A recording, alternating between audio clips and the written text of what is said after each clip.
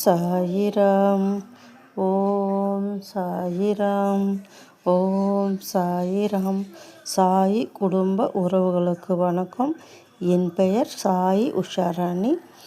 நான் ரொம்ப சாய்பாபாவோட பக்தி. எனக்கு சாய்பாபாவுக்கு உணவு வைக்காமல் நான் சாப்பிட மாட்டேன். சாய்பாபாவுக்கு காப்பியோ பாலோ கொடுக்காம சாப்பிட மாட்டேன். நான் தினமும் 5 மணிக்கு தலை குளித்து தான் சாய்பாபா வணங்குவேன்.